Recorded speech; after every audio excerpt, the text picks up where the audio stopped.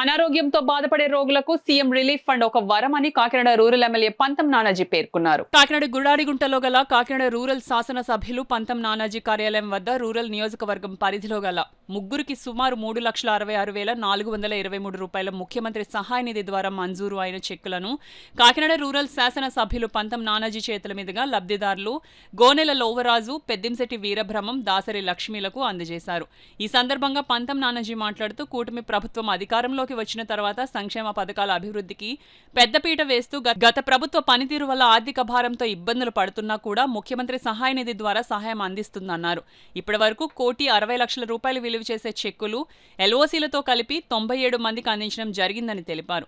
ఈ కార్యక్రమంలో కూటమి నాయకులు, జన సైనికులు తదితరులు పాల్గొన్నారు. ముఖ్యమంత్రి సహాయ నిధి అంటే కొంతమందికో సిఫార్సులు పెద్దవాళ్ళు ఉన్న వాళ్ళకి దక్కింది తప్ప చిన్న వాళ్ళకి ఎప్పుడు పడితే ఇప్పుడు ముఖ్యమంత్రి సహాయ నిధి దొరికేది కాదు. ఒక ముఖ్యమంత్రి సహాయ నిధికి సంతకం పెట్టించుకోవాలంటే ముఖ్యమంత్రి వెనకాల 100 సార్లు 10 సార్లు తిరిగితే కూడా పరిగెత్తి చేయించుకుంటున్నారు పరిస్థితుల్లో ఇవాళ ముఖ్యమంత్రి చంద్రబాబు నాయుడు గారు, పవన్ కళ్యాణ్ గారు సారథ్యంలో జరుగుతున్నటువంటి ఈ కూటమి ప్రభుత్వంలో ఇవాళ ముఖ్యమంత్రి గారు ఒక పెద్ద మనసుతోటి వెళ్ళిన వెంటనే పెట్టిన వెంటనే ఒక 10-15 రోజులు ఇవ్వడం జరుగుతూ ఉంది. అంటే వైద్యం పూర్తి అయిపోయి ఆ బిల్లులు సబ్మిట్ చేస్తే ఆ సబ్మిట్ చేసిన బిల్లులు కరెక్ట్గా కదా చెక్ చేసుకుని పూర్వం రోజుల్లో అయితే కరెక్ట్గా అయితే పక్కన పారేసేవారు. ఇప్పుడు అలా పారేయట్లా.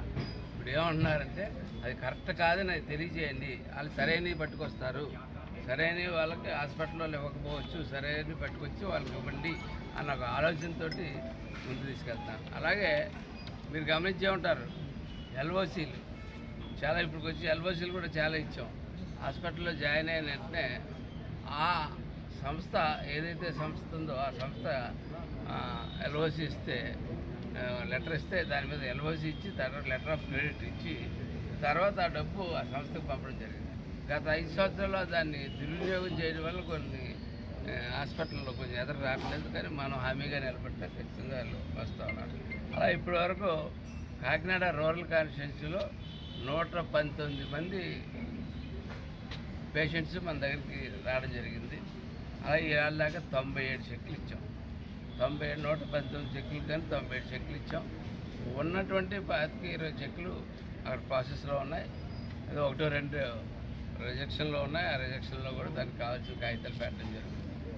ఈ రోజు దాకా ఎల్ఓసీతో కలిపి కాకినాడ రూరల్ కాన్స్టిట్యున్సీలో 1,60,94,725 రూపాయలు ఇచ్చిన ముఖ్యమంత్రికి ప్రత్యేకమైన కృతజ్ఞతలు తెలియజేస్తా ఉన్నాం.